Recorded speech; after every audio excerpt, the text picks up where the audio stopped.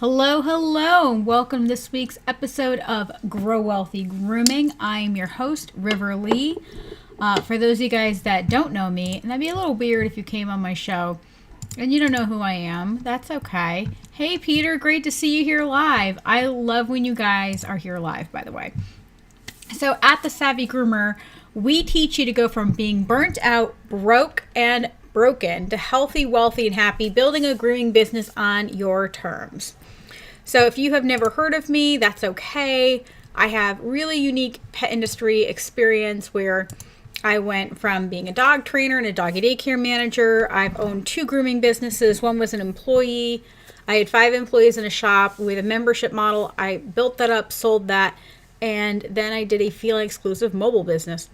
Both were fun. Both had their pros and cons. I'm really grateful to have been able to express and explore both of those. So don't mind me. I am just going to be pulling up my stuff. Hey! So we've got Pet Pursuits, who's Jennifer's. Plush Paws, I always forget. I think that's Stephanie. Tell me if I'm wrong. And then, of course, Shelly. Hi, guys. Great to see you here live. I love when you guys come here live. I know it sounds really corny, but it's just so nice to have interaction. So let's go ahead and get on track with what today's topic is. So I thought this was really important. I know it's not as sexy or as fun as some other ones, but I want to talk about, do you understand emergency funds? So we have been talking a lot about inflations and things like that. And people have been saying, like, I can't save up 6 months to a year. That's crazy. Like, that money's just going to depreciate, et cetera, et cetera. And you are partially right, and I want to explain how it works. Hey, 80, great to see you. I don't know if I have the definition of inflation anymore. Yes, I do. So what inflation is a general increase in prices and fall in the purchasing value of money. And we used a really great example where $20 in 1980 has the buying power of $64.29. So basically, $65 today would have been worth $20 the other day, which sounds crazy. But if you have friends or family that said, oh, I remember when a chocolate bar was only, like 5 cents or whatever, that's what they're talking about. And I also think it's important to remember this is best seen in real estate, where the living cost has increased by a lot. In 1965, the average American home was $21,500, and then today it's $340. So basically, what you could have bought for $21,000 in 1965, you now need $340,000. That's a big difference. And I mostly talk about that with price increases, which everyone is basically going to need price increases, even those mobiles. And I love you all very much. You're like, oh, gases are going up. I'm just going to go up $5 per dog. And that's just not going to cut it. But that said, for those of you guys that have already gone through your price increase, you're just wondering, what is, like, how am I going to organize my life? Because a lot of you guys are going from, paycheck to paycheck, or you might even just be going from, disaster to disaster. So I'm going to go ahead and figure out how to pop the display open. There we go. So here's an example, and I'm not going to go that far down this rabbit hole, but I'm going to basically say, okay, we have a house payment, a car payment, car insurance, maintenance, gas, cell service, the payment, food, and fitness. So I decided to choose these, and if there's other things you guys want me to add, I can. I don't want to go too far down the rabbit hole. So I'm going to put here monthly payment, and then I'm going to put here money owed. We also might add some extra debt, things like, a credit card. I'm going to make that bigger. I hate, we don't see a lot of student loans. I don't know why that happened there. But, we're going to just play with that a little bit. And I never really understand why it just kind of does what it does. But so let's say we're going to make these all nice, easy, round numbers because I'm not having any of that. So we're going to say this is $1,600 a month for our monthly house payment. Our car payment, let's say it's $500. Our car insurance, I'll call that $100. Let's say we live somewhere cheap. This would be a sinking fund, right? Our car maintenance, we're going to put $100, and that's going to be a sinking fund.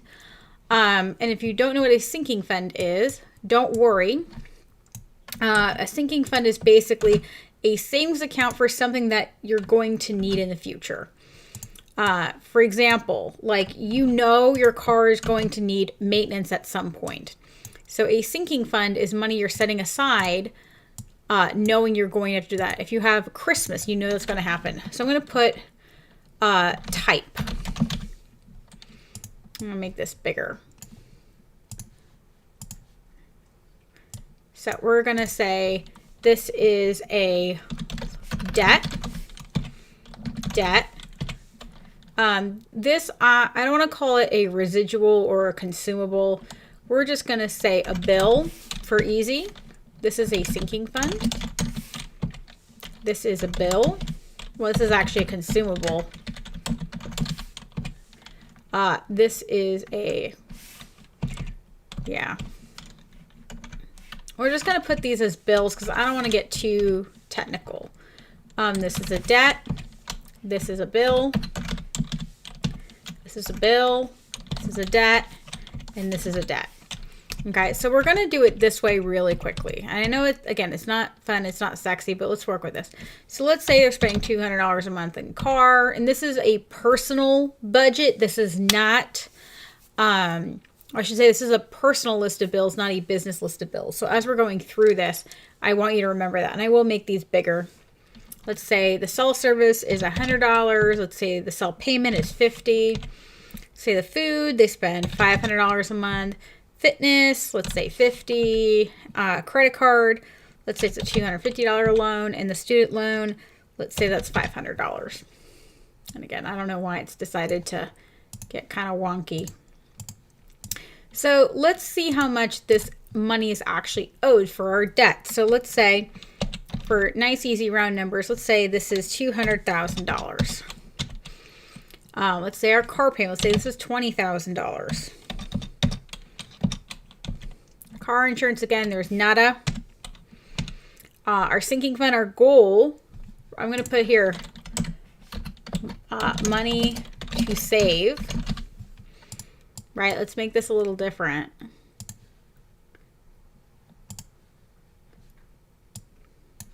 And this is not something you have to do. I just want to explain this really quick. So let's say your goal is to save $10,000.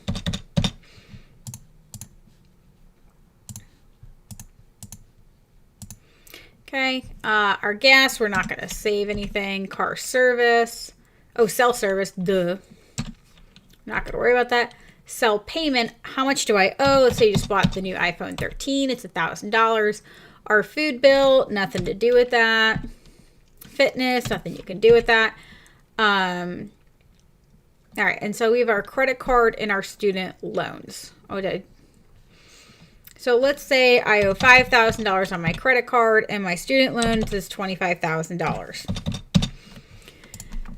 Now, you guys will often hear me, and again, I'm going to make this really simple compared to a lot of things that you'll hear me say. So I want to make this a little easier for you to understand because, again, I know you guys hear, anywhere between just start with 3 to 6 months and eventually 6 to 12 months. So I'm going to, thank you, computer. It knows what I want. So right now, this person, they need to, this is their monthly total. Okay. And this would be 3 month, 6 month, 1 year. So I'm actually going to make this, that way we can change it. So we're going to click here. We're going to go boop times 3 months. Okay. Let's do this times 6 months. I don't know if that's right, so I'm gonna be a little cautious here. Sometimes it knows what I want it to do, and sometimes it's taking a guess and I get screwed up. Okay. So this is really scary. You're like, oh my God, I need to save up $12,000, $24,000, or $47,000. Well, yes, but no. And this is why it's so important. Because here's the thing. When this house is paid off, let's go smaller. Let's say you buy a car, right? Well, you paid off that $20,000 car and you have $10,000 for maintenance, right? Well, you're going to be saving up this $500 a month car payment. We're going to change it from here to zero. So that $20,000 goes here. And then we're going to take that $5,000 and we're going to save up to replace this car, right? So what does that become? This now becomes a sinking fund because you have how many years? If I do this, if I divide it by $500 a month, so that means 40 months. If you don't know how many years that is,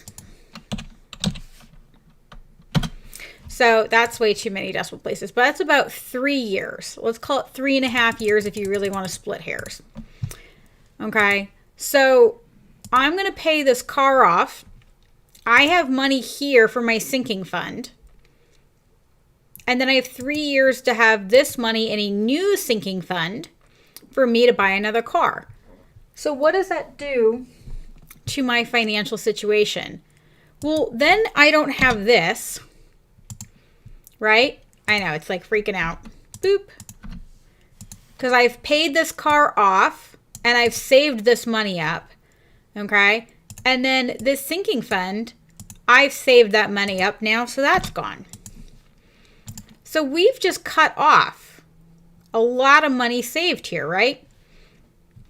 So all of a sudden these go way down. Now, the nice thing is, let's put it back up to 500. Because I don't have that payment, right? I can take money from this emergency fund to put into this sinking fund. Let me say that again. So right here, let's say you have saved up, you've been paying off this car, and you finally pay it off. I can then take some of this money here. How much money can I take? Well, I'm just going to do this. I'm going to take this payment, and I'm going to times it by however months it is.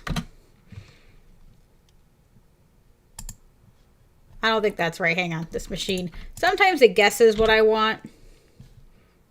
No, we need this. Good try, computer. Nope, we're not trusting you anymore. You're fired, computer. Right, so I'm going to take this money. So if I had already saved up that $46,000, I can just take $6,000 of that and put it here because I don't have a car payment anymore. If I had already saved up 6 months worth of it and assumed I had a $500 a month car payment, I can take $3,000 and put it here. And I also probably don't need this $10,000 here if I have $20,000 to buy a new car. Do I? Because when I need the car repaired, I can take money out of this, and then as I spend that, I can take money out of my monthly account. And every month put money back into that savings account until it's full again. Right? So that's pretty crazy when you think about it. You're like, oh man, that makes so much sense. So here, let's go back. So let's say I've paid off this. Let me do it this way because I want to save these numbers so you can see them. So I'm just going to write them right here so we don't lose them. I want to make sure they're still on the screen. So right now each month is this, and then I'm going to take care of these. We're going to start taking things off as you start paying off these payments.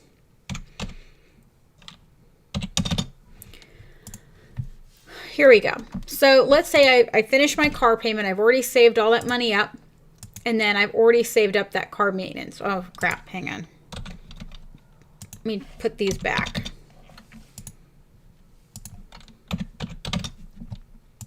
Getting ahead of myself. And I know for those of you guys that are just listening, this sounds like a lot of math. It is a lot of math. But this is just to help you guys understand. So it doesn't need to be perfect. You don't have to panic. I just want you guys to understand why we do what we do. So let's say we have no car payment, our car maintenance, we've already saved up all that money, right? And that $30,000 is a lot of money, right? That is a lot of money. And what's nice is that when you have that, your 3 months now is only at 10 grand. You're going to have more money saved up for a car than you do here. Okay.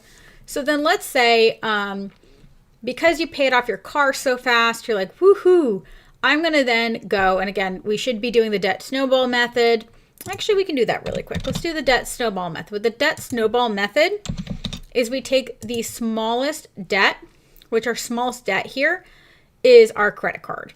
So we took our credit card, we paid that sucker off, boom, right? And we're going to take this, we're going to move it here, we're going to have debts paid off. We paid off that 5 grand, right? So that was how much money, right? That was $250. So I can now take that $250 and put it on another loan. So let's say I decide to start paying off. Well, when I look at these, I should technically have paid off the cell phone first, but nobody does that. So we're going to pay the cell phone off like almost immediately. Boom. And so now that $1,000 over here, right? And I would probably put that into a sinking fund. Or now that I have $300 a month that I'm no longer paying, I could actually just buy my cell phone outright. Okay, so then what's the next loan? The next loan then would be the car sinking fund. Now, I would probably not pay this off before the car or the student loan because the sinking fund for the car is a 0%, so I wouldn't do that. What I would do is then go and pay off my car, right? So I'm going to take that $20,000. I'm going to put it right here. Boom. So now I don't have that payment either, right? So then I'm looking, I'm like, okay, I paid off my car, my car maintenance. We already decided to pay that off because I have 20 grand. I don't need another $10,000 here to save up for that. If I need money, I'll just take out that 20 grand to fix the car or buy a new car. You know, okay, cell service is not going to go down. Car gas, probably not going to go down. My food, my fitness. Whew, now this student loan. Okay, let me just chunk this out and beat this up. So then we go ahead and we pay that off and we move this over here. Okay, so now that we've paid all these off and we have all that extra money, the next goal, of course, would be to pay off the house. Now, this is obviously going to take a lot longer. The goal is to pay off a house from the time you buy it within 15 years. Is that always possible? Of course not. But that is our goal. So let's say you take all those payments that you had and you're going to go ahead and you're going to pay this off and you pay off your house. Now that you have paid off your house, look how much less you need to have in your emergency fund because you don't have any payments. So now you only need $950 in this example. Obviously, this is not real life. $950 to live where you used to need $39.50. So you saved $3,000 a month in payments. Plus, when you want a new car, you have the cash to just buy it and then save the money for when you want another one. So you can see here, and I'm going to put them right here. You guys can still see it. How much you have saved. That's when you don't need your giant emergency fund. This should be right. So you need $3,000 less for your first month, $9,000 for your 3 months, $18,000 less for your 6 months, or $12,000 for your $36,000 for your 12 months. What's so amazing with this is it shows you either you're saving up the money to pay off your debts or you just pay off your debts and then you have savings here. Having about $20,000 in savings is never a bad idea. Having $50,000 in savings doesn't make sense. But I could have taken this $50,000 and paid off the car. I could have taken this $50,000 and paid off my student loan. And as we progress in paying off our debts, this number, our 3, 6, 12 months goes way, way, way down. So, hey, Jess from Companion Animal Network, great to see you. This is what is so important about understanding are emergency funds. My goal is not for you to save $48,000. My goal is for you to get debt free so that you are only saving where $12,000 a year pays all your bills. This is the goal. And now that you see it, it's kind of amazing, because imagine that $12,000 a month pays all your bills for the year, right? And maybe there's like some taxes here and some other things, but even if this is $200 for, let's say you live somewhere with high taxes, it's gonna be $500. That's still less than 20 grand a year. And this is what we want for you. We want you to be able to grow wealthy. And the way to do that is to get out of debt and have savings and have investments. Because the goal here too, hang on one second.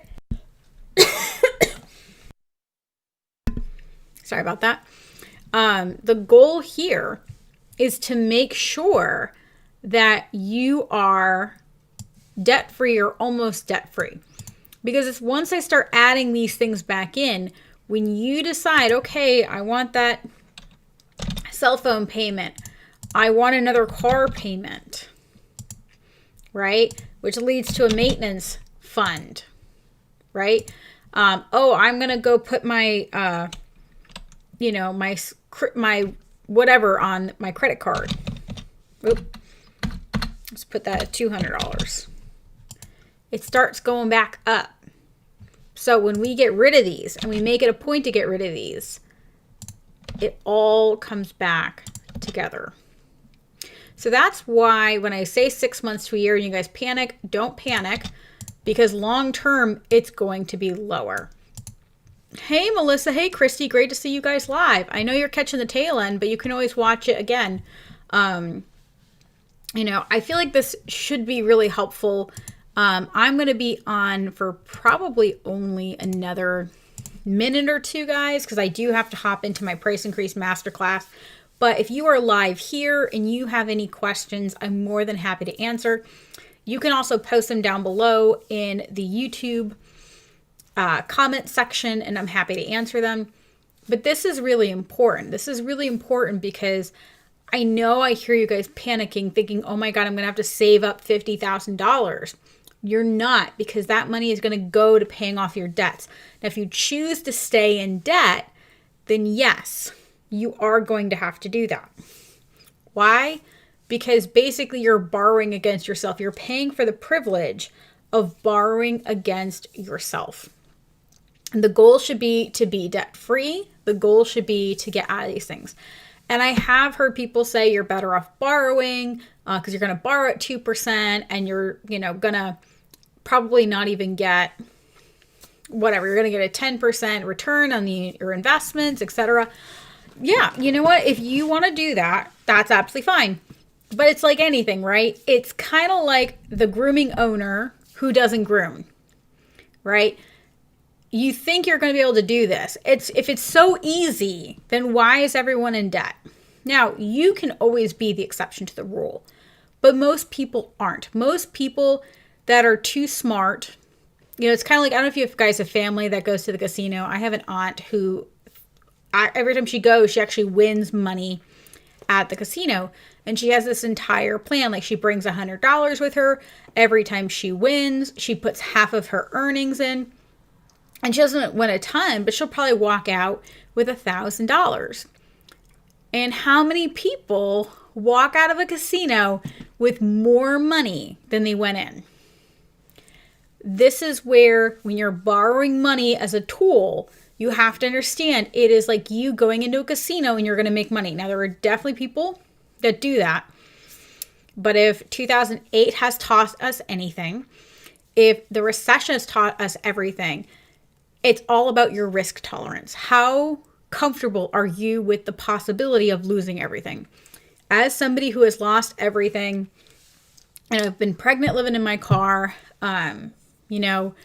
when my daughters passed away, I had to reshuffle things. I didn't lose any money, But that's because I had really safe, risk-adverse lifestyle.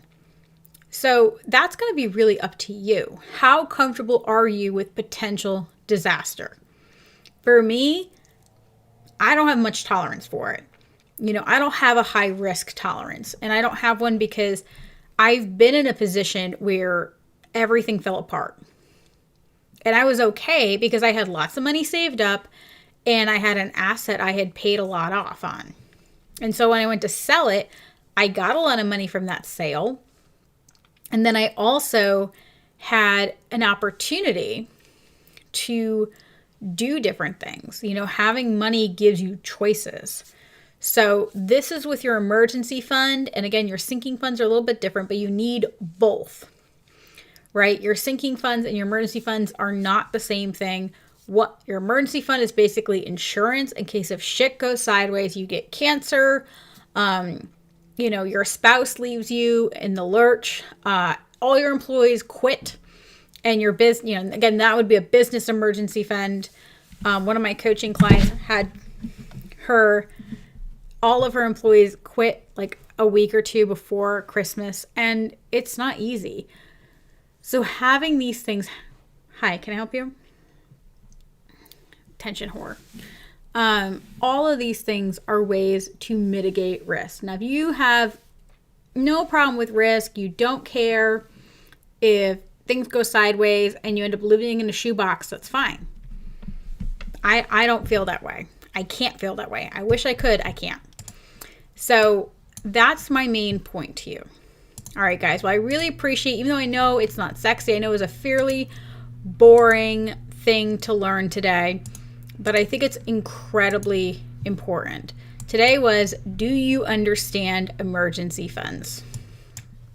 All right, so I will see you guys next week, same time, 7 p.m.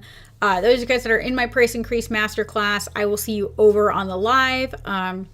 And those of you guys that are in group mentoring, I will see you also on Thursday. So if you guys have not at all figured out how to contact me, feel free to hop into my free Facebook group, which is Savvy Pet Professionals. We talk about personal finance, business, and lifestyle. It's facebook.com/group/Savvy Groomer. Lots of slashes. That's where I spend a lot of my time talking with people. I am in some other groups, but my group is obviously my focus. It's my employees' focus. So that's where we will generally see each other. There's lots of ways to work with me financially, professionally, but knowing that we're all going into November and December, Thanksgiving and Christmas for us Americans, y'all could be super busy. So I want you to just enjoy yourself. We will be having things coming out for Savvy Groomer. But no, I'm not telling you what they are yet because I have to decide what I want to do. All right, guys, I'll see you later. Happy grooming.